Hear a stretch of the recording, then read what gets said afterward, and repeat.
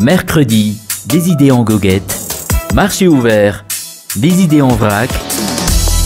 Émission sur Alliance 92, tous les mercredis à 6h45 et 7h30. Rediffusion le même jour à 17h30 et à 18h.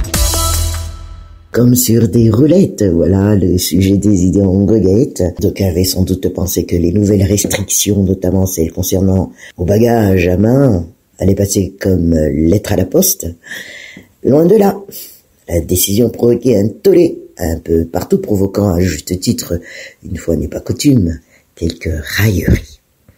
En effet, décréter comme objet non grata en cabine les ordinateurs et tablettes pour les intégrer parmi les bagages en soute entre en contradiction avec les standards internationaux en matière de navigation aérienne, à moins de taxer tout ce qui les y emmène de trafic d'ordinateurs. Tandis que l'autre nouvelle mesure met tout simplement à mal le dispositif de sûreté et de sécurité installé au niveau des aéroports malgaches. En d'autres termes, son application reviendrait à admettre que le système de contrôle en vigueur en ce moment n'est pas à la hauteur et qu'au lieu de les affûter, on interdit les valises à roulettes. Mais si les résultats de l'étude avaient conclu que les trafiquants d'or étaient friands de valises de couleur noire, devrait-on penser à les interdire ou plutôt renforcer le mécanisme de détection en place, notamment la radioscopie et éventuellement les fouilles? Tout est certainement partie de la volonté. Certes louable, nous dit Manara Samuel, de mettre un frein à ces trafics d'or et d'autres ressources naturelles, dont les sorties illicites du territoire. Elles vont, pour l'instant, comme des roulettes. Mais les initiateurs du projet auront appris à leurs dépens que de bonnes intentions, l'enfer en est pavé. Et qu'il faut peut-être davantage penser à traiter le mal par la racine, notamment au niveau des matériels et de l'humain, sachant également que les fuites n'interviennent pas uniquement au niveau des frontières aéroportuaires, mais que les côtes malgaches ont de temps en temps malheureusement eu la réputation de passoires. Ce ne sont définitivement pas des mesures de cet acabit qui pourront un jour stopper l'hémorragie des exportations illicites et en même temps faire redécoller le secteur tourisme qui a déjà subi les affres des restrictions liées à la pandémie de Covid-19 et que l'on prévoirait encore de laisser de ces incongruités. À tout de suite, en route. Mercredi, des idées en goguette. Marché ouvert, des idées en vrac. Émission sur Alliance 92, tous les mercredis à 6h45 et 7h30. Rediffusion le même jour à 17h30 et à 18h. D'aucuns avaient sans doute pensé que les nouvelles restrictions, notamment celles concernant au bagage à main, allaient passer comme lettre à la poste. Loin de là.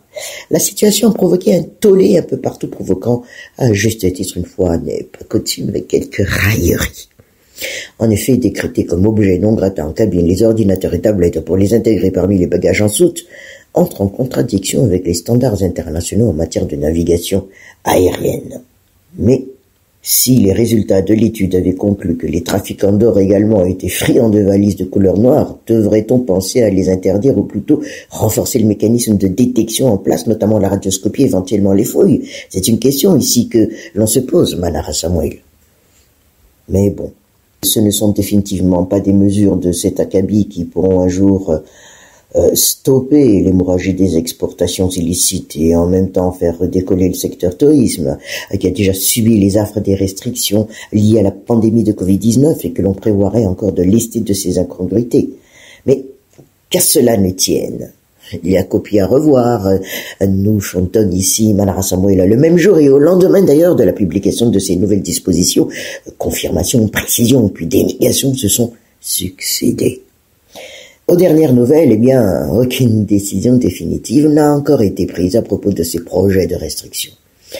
S'il ne l'a pas dit de manière expresse, un autre membre du gouvernement semble pourtant les avoir balayés d'un revers de main lorsqu'il parle d'impossibilité de passer outre les normes internationales, en l'occurrence celles établies par l'OACI.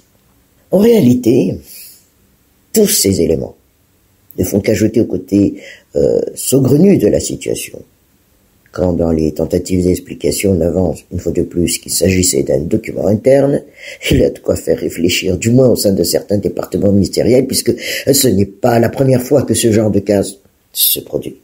À croire décidément que les fuites ne sont pas l'apanage des frontières. N'empêche que l'on soutienne que rien encore a été décidé en Conseil des ministres, et cela n'enlève rien, n'en fait qu'un jour, quelqu'un pensait sans doute sincèrement avec force et conviction que l'adoption de ces mesures pourrait réellement changer la donne. Parallèlement, cela commence à faire beaucoup maintenant. Mais chaque semaine apporte, semble-t-il, son lot de polémiques.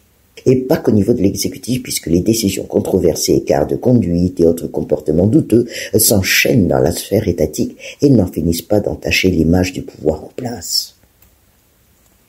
Et ce, étrangement, à mesure que les échéances électorales approchent. Pour toute opposition qui se respecte, s'il n'y avait pas matière à critiquer, on inventerait essai de bonne guerre. Mais au stade actuel des choses, l'expression « avec des amis pareils », on n'a plus besoin d'ennemis, prend sans doute tout son sens. Politiquement, le régime aurait peut-être tout intérêt à séparer le bon gré de l'ivraie, peut-être en vue des prochains scrutins, mais très certainement pour la bonne marche des affaires publiques. On se donne rendez-vous mercredi prochain, Manara Samuel.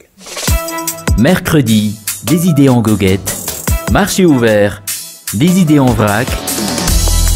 Émission sur Alliance 92, tous les mercredis à 6h45 et 7h30. Rediffusion le même jour à 17h30 et à 18h.